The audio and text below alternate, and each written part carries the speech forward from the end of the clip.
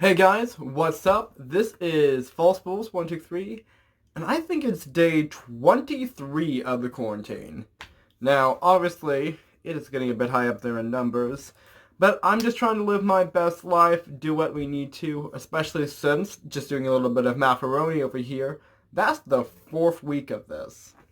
Now, as we all know, or I know at least, the quarantine comes from like some sort of Italian bullshit, which essentially translates to 40 days.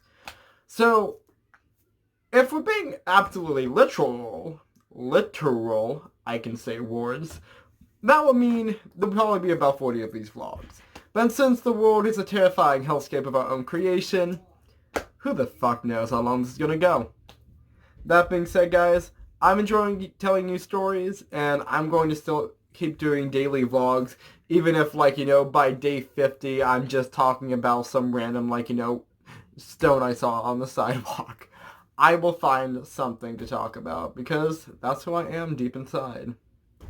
So, today is actually a story time! I know, a vlogger telling a story time, imagine that. And I'm really trying to think of a good way of sort of getting into the meat of the story. So, my mom used to say that every 2 years, I would usually just be racked with some sort of horrifying illness. You know, bronchitis, ear infections, that type of thing. And so, when I was in elementary school, I got hit up with probably the only time I have ever been hospitalized. And you're like, ooh, Ryan, a hospital visit? That's sexy content. And you are absolutely right. So, I doubt you have ever noticed this, because I'm not some whore who takes off his shirt a bunch, but I actually have a scar on my stomach, which I'm about to show you. Yeah, that's actually why I wore this shirt. Let's see. Yeah, right here. There we go. And you're like, Ryan, where'd you get that scar from? Were you in a gang fight? And Monzer and me, I was not. I was in a hospital. But let us take you back to the lovely world of 2010? I have no fucking idea. I was a weein', it was 5th grade, that's the only shit I know. So do some magic calculus, and then maybe I'll know what year it was, because I am bad at life. So, little bit of fun medical history is that many people in my family have had appendicitis in their life. Including me. That's why I got that scar. See, spoiling it already. So, for instance, my mother, my aunt and uncle, my grandmother, and my grandfather. My grandfather, interesting enough, actually had his appendix removed twice. It grew back, which is very rare, actually. That doesn't usually happen. And so, it is pretty common for people in my family to have shitty appendixes. You know, it's vestigial. Did you really need it? Well, it turns out you don't, so good on me. It's not like I lost a kidney or something. So, basically, an appendicitis, it can be really scary. Especially since before the advent of modern medicine and surgery, that shit would kill the fuck out of you. So, I don't know where we got the crap genes that made our appendixes decide to, give ourselves a ticking time bomb. But luckily, we live in a society that doesn't allow us to die because of unadvanced medical training. So, I'm here, I'm happy, that was my close skirt with death, but not really, because luckily, even though how shitty the American medical system is, it does have modern medicine, so yay! So it started off, I don't remember what month it was, or what year, like I said, but I do remember what day. And that was a Saturday. Pretty sure it was Saturday. Jeez, now I can't remember what day it is. And so, I was laying in bed, I was reading a book, because that was really the only form of escapism I had in my life, being a broke-ass bitch. And I'm just like, this is a good book. But you know what is not good? These rolling stomach pains. I remember reading the beginning of Misery by Stephen King. And there's this description in the first part where these waves of pain rolled against him and then backed away and that ebbing and flowing. And that's kind of like what it felt like. You had this intense, boisterous pain, like, just so uncomfortable that it was distracting, that you really couldn't focus on anything but the pain. And then it ebbed away for a little bit, and you're like, oh, maybe it's just gas. And then it was hell all over again. And then, like, maybe just gas. And so I'm just like, well, this sucks, but I mean, who doesn't sometimes have pain that they can't explain and doesn't make sense? And I'm just like, I'm going to ignore this, like I ignore most of the shit in my life. Problem-solving goals. Anyway, guys. So I'm like, okay, let's ignore this. It's just gonna go in its own, like all the other problems in my life, right? And so I go to bed. And it was a little hard to go to bed because, like, pain. But, like, I go to bed, and I wake up, and I feel like shit. Like, I'm just like, geez, I feel terrible. So, I was sleeping in a bunk bed at the time, so I climbed down, I go to, like, my mom, like, and I'm just like, Mom, like, can I sleep in your bed? I feel like shit, and she's like, okay. And, like, it really hurt. Like, it hurt to climb, like, up and down that ladder. And I didn't know why. Like, I had no idea why I was in so much pain. And so I sleep in her bed, and it's a little better, but I'm still, like, in a lot of pain. And so in the morning, my mom's just like, by the way, Ryan, and she didn't, I'm sure she was much more clean about it, but she was like, when was the last time you took a shit? And I'm just like, counting on my, like, fingers, like, a couple days, like, because I didn't really think about that, because it's not like I keep, like, a little calendar of, like, took a poo today, #goals. No, like, I know there's people out there that do that, but those people usually have, like, IBS or other medical problems where they need to monitor, like, their fecal matter. But I didn't, because I was, like, a small baby child, okay? And I don't even give a shit now, And so it's like, if we're being honest, and, obviously this is why you come to my platform to learn all of these lovely secrets about me, I'm pretty regular. Like, that, like, not going for, like, 2 or 3 days, that's really unusual for me. Like, there's something fucked up in my body if that's happening. Like, usually, I am ridiculously regular, and that's not as much as I'm going to talk about me taking a shit. Because this is a family-friendly platform. Now, excuse me while I curse and say bad words. Anyway, and so they're just like, well, this is a bit weird, but you're probably just, like, stuck. You're probably just constipated. And I'm just like, that seems reasonable. That seems like something which is not a medical emergency. And they're just like, yeah. And so they're like, okay, like, child, we love you. We're gonna give you things that... I'm trying to think what they would be called. I guess diuretics, but... Is it a diuretic if it comes out, like, the other end? I have no idea. But they were, like, giving me stuff to help increase the flow, so to speak. So they were giving me food, and it was actually really nice. My parents actually took me out to Hometown Buffet back when it was good. And, like, they were just, like, feeding me a bunch of fiber. They were giving me, like, Dr. Pepper, because apparently it's, like, carbonated prune juice, according to my dad. And it was great. I also vomited a little in the bathroom, but I mean, whenever I when I went to Hometown Buffet. It's just, you eat a lot, you get overfull, and then it's like, you just feel sick, I don't vomit now. Remember, kids, purging is not good. Just eat reasonably, and if you feel full, stop shoving food in your mouth. There's always going to be more food. It's kind of like this renewable resource or something. Anyway, back to the story of me almost dying.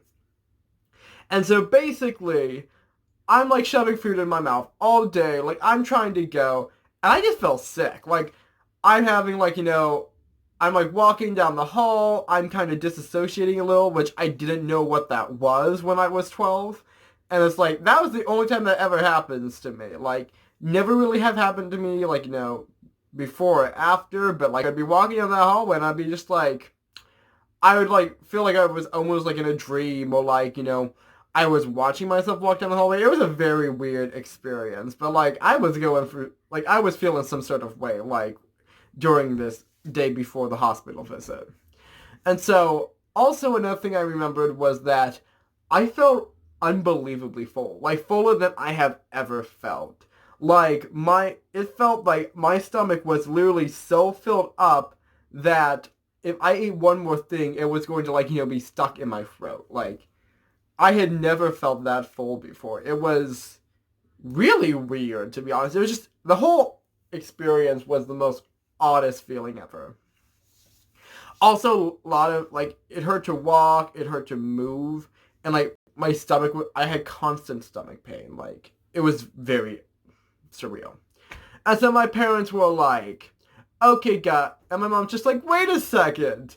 I just thought of something. This could be constipation, which would be the nice, easy answer.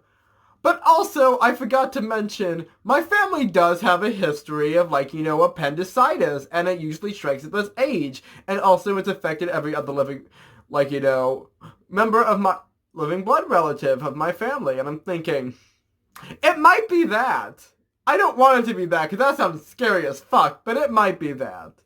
And so my mom starts, like, sort of, like, testing it out, because there is a few tests you can do to determine if you have appendicitis, or at least sort of, like, folk medicine determine.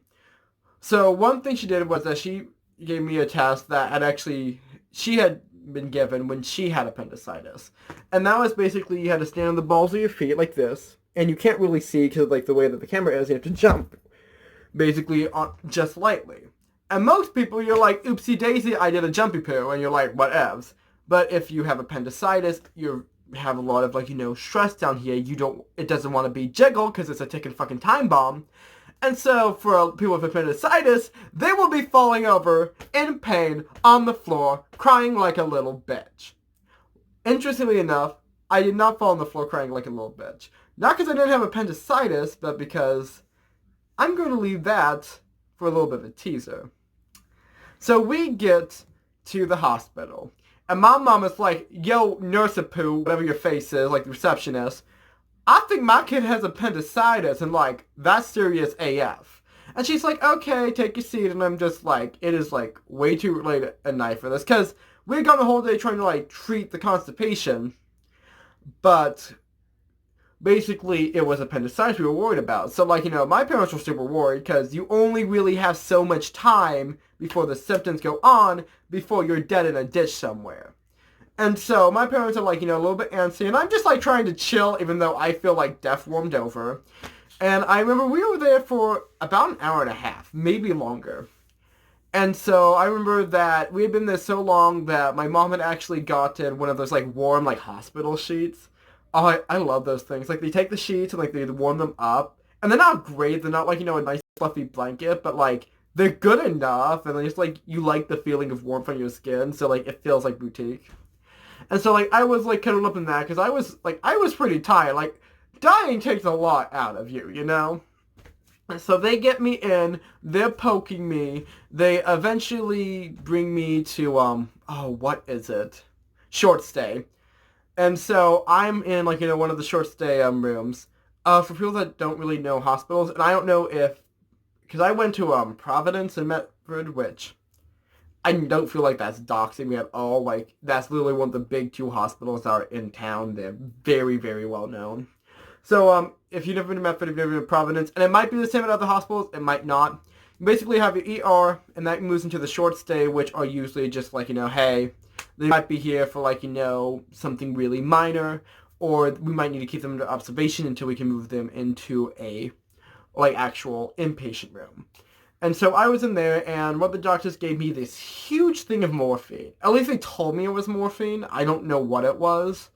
And one thing I remember is that it was, like, this big it was, like, this weird triangle, like, cup. And I thought that was, like, so weird, because, like, I've never seen a triangle cup before, And I'm thinking, like, why is it like that shape? That's weird. And it was just, like, this really thick liquid. It might have just been thickened water. It might have actually been morphine. I had no idea. But, like, they said, like, give me some morphine to help with the pain. And that's the weird thing, is that at this point, I didn't really have any pain. I had, like, some mild pain, but it wasn't as bad as it was, like, when I first started experiencing symptoms. Because, I was off my feet. I was, like, just sitting. I wasn't feeling that bad. And so, like, they're doing stuff. They take me in to get an x-ray, and actually, no, I don't think it was an x-ray. I think they actually took me in to get an MRI. I had to think about that for a second. And that was really interesting, because, like, I always saw it on television, but I'm just like, and it wasn't, like, that scary. You just, like, sort of, like, breathe deeply, and, like, they do this thing, and they, like, shove you out of the tanning bed donuts, and you're like, oh, okay, it's over. And what they found out, and this is why I was constipated, this is why, like, I didn't double over in pain when I did that little ball jump thing. My appendix was inflamed. I did have appendicitis. But what was really, really unique about it was my appendix, which, like, basically just dingles. So here's the colon, and this is the appendix that dingles off, like, like a little colon dick. And so basically what my appendix had did would be like, hey, I want to give you a hug like a little remora. And so my appendix had actually attached itself in 2 pieces to the colon. So it was just like hanging there like a little hammock. And that is why it was a lot more stable, why I didn't have as much pain, and also because it had basically inflated, and my colon's right here, so it deflated. That's why I was stuffed up. My appendix also gave me like massive constipation, which is super gross, but like also really interesting. And so they send me to just like, an inpatient room, and they schedule my surgery for, I think, early the next morning.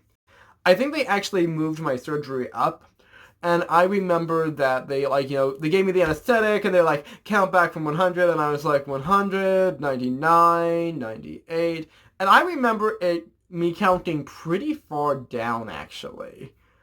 I don't remember, like, I think the last number, I don't even remember, like, what the last number I said was, though I do remember my mom telling me later that it was pretty far down. Like, I had gone, like, pretty close. And I think that's, like, definitely something that seems pretty reasonable. From a lot of, like, other stories that my family's told me, like, family history-wise, it seems that we do tend to have a very strong sense against sedatives, that, like, usually it takes a bit. But I don't know, like, so I fall asleep, and I actually remember, last thing I remember before the surgery was them actually putting me on the table. I remember them wheeling me in, and I was, like, a bit loopy by that point, because I was, like, anesthesiacked. And I remember them actually picking me up, placing me on the table, and, like, all the nurse and doctors smiling at me, and I'm just like, hey, like, get this thing fucking out of me. And then, nothing, because drugs. And I wake up in the morning and I step outside. No. I couldn't stand up. I wake up and I am back in, like, that room. Oh, sorry, let me clarify. I was back in my, like, hospital room where, like, I was staying. And I'm, like, laying on my back and I'm just like, and I'm, like, in, like, a gown or something. And I actually really could not sit up. It was very difficult for me to sit up. Because, like I said before, and here's just another sneak peek at my cool scars, I had a big gaping hole right here. Now, here's an interesting point. Most modern appendicitis, appendectomies, my apology, are actually very non-invasive. You'll usually have a scar about yay big, like a postage stamp. However, due to, like, it hanging on like a little banana hammock, they had to rip me open like a fucking pig. And so, like, just like, godly reach in there or something. I don't know. And so, basically, it was a lot bigger. Another thing that happened during the surgery, which I later found out, was that my appendix had actually burst like a juicy fruit gusher inside of my body. But instead of delicious, semi-gelled fruit filling, it was black, disgusting ichor. So, like, you think black bile's not a thing. Well, they figured out what it was. It was appendix juice. And so I had what was the equivalent of bodily poison just all up in there. And so they're just like, we got you, fam. You know what we got? We got a little bit of that sucker. It's called a wound vac. And so the nurse comes in, they shove a tube in me, and I'm just like, well, this is mildly disconcerting.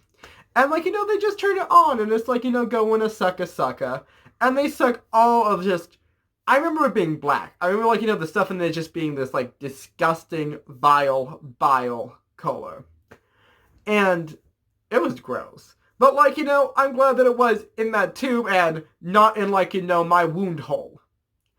And so for the first, let's say, I would say week, it was probably the first 2 days. Because I think I was only there for, like, 2 weeks recovering. But it felt like years and months. Because you ever just sit in bed for 24 hours a day? That's literally the most boringest shit you can do. So, recovery-wise, I had this wound vac. They finally take it out, and so I'm just like, yay. I still am really bad at sitting up. I still can't go to the bathroom by myself. For the first week, it was really painful to walk. So I'm going to be honest, incontinent. And that is probably not the most proudest, time of my life. But also, a lot of times, I was having very irregular bowels. Just to let you know, I'm sure you want to know about all the gross things that came out of my body during that time period. So, and mostly just because I had stomach surgery, it was really hard for me to do a lot of things, like sit up, to stand, because I had all of that pressure on my abdomen when I'm standing that I didn't when I was laying on my back. And so a big part of my physical recovery was actually learning how not to walk again, but sort of gaining the strength to walk again, because I was very weak from this. And so I was working a lot, they made me sit up and stand, a bunch of times a day. Later on, the nurses actually made me walk outside, and I felt a frickin' patient in one of those, movies where somebody has a terminal illness and they're just walking along with their little IV stick. I wasn't as bad. I was on recovery, but it's that's sort of what it felt like. I felt really invalid because of that. And in a sense, I was very incapable of taking care of myself just because I was recovering from that really intense surgery where they took the ticking time bomb of lovely poison organs and shoved it in a hole somewhere else that's not inside of me. And so, basically, besides that, another big thing was, because the appendix is, so closely, tied into, our digestive tract, I had to be on a special diet. I could not eat whole foods when I first, at a surgery. So I started off on now this was actually a very limited liquid diet. My mother actually had a stroke recently, and it left her having issues with swallowing, which sometimes happens with strokes. And so she had to be on a much more detailed diet. So there was a lot more steps for her to swallow and chew things than for me, which was mostly just simply digesting things. So we started off with what is called a clear liquid diet, and that meant that I could basically eat 5 things. I could have 2 types of broth, which were either overly salted, beyond belief, so salty you're just is this broth? Or is this too much beef base that you didn't properly dilute? Because I am a cook now, and I know the difference. And Jell-O, which I hate. I cannot stand Jell-O. Which might surprise you because I use a lot of gelatin in my baking, but that's not flavored Jell-O desserts. That is gelatin used for baking. And I think there was one other thing I could eat. Oh, cream of wheat. But it was not good. I love cream of wheat. I've had cream of wheat before, and I'm just hit me up with this wheat ass polenta grits. Get it inside of my mouth hole. But I had their cream of wheat and it sucked. And I'm just why is this so bad? Why is this hot cereal making me a sad boyo? And so, basically, Clearwater diet, I hated it. I'm just all of this sucks. I would not eat this if I had a choice, but this is literally the only thing I can't eat, and it sucks.